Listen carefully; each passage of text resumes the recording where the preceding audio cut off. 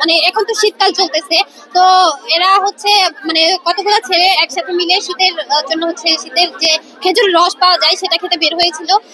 কিন্তু সবাই চলে আসে, মানে চলে আসার পরে সে হচ্ছে রাস্তার সাইড দিয়ে আসতেছিল সাইকেল হাতে নিয়ে হাঁটতে হাঁটতে, হঠাৎ করে পিছন থেকে হচ্ছে গিয়ে ঠিকানা যে বাস আছে এটা ওর পিছন থেকে ধাক্কা মারে। ধাক্কা দেওয়ার পরে ওকে পিছন থেকে ধাক্কা দেওয়ার পরে যে রুট ডিভাইডার আছে আমাদের, ওই রুট ডিভাইডারে আসে সে হচ্ছে ধাক্কা খায়, এমন ভাবে ধাক্কা খায় যে সামনের যে স্কাল যে ছিল এগুলা ভেঙে একেবারে গুঁড়ো গুঁড়ো হয়ে যায়। সে সাথে তার এক পাশটা একেবারে মানে অনেক বেশি আহত হয়।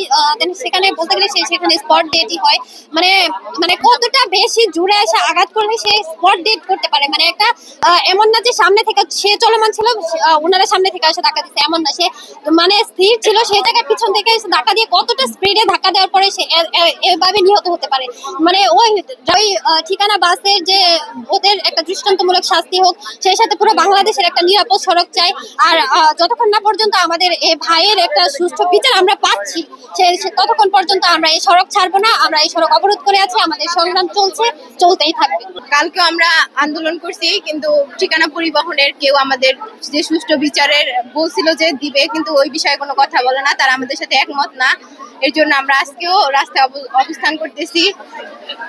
এই তো এখন আমরা চাই একটা সুষ্ঠু বিচার, যাতে এরকম তো অহরহ হচ্ছে বাংলাদেশে, এটা তো নতুন না। এই সাভারের ঢাকা মহাসড়কে প্রতিনিয়ত এরকম ঘটনা ঘটে।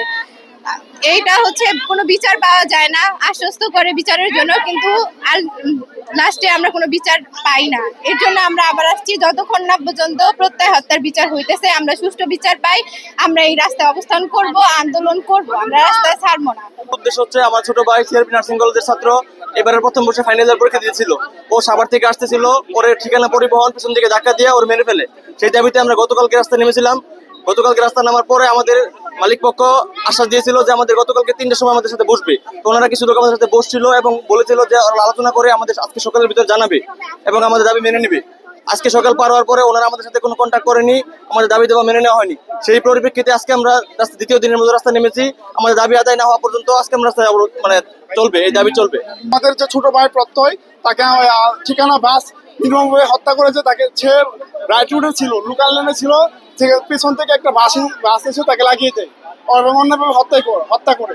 আমরা গতকালকে এই বিষয়ে আমরা আন্দোলন করেছি এবং আমরা তাদের কাছ থেকে আমরা কোনো পাই নাই, যার কারণে আমরা আজকে আবার অবস্থান করছি।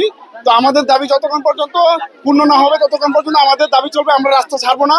আমাদের দাবি, মূল দাবি হচ্ছে যে আমরা প্রত্যয় হত্যার বিচার চাই। প্রত্যয় হত্যার যে ঘাতক ঠিকানা বাস, এই ঠিকানা বাসের যে চালক এবং হেল্পার, ওনাদের বিচার চাই।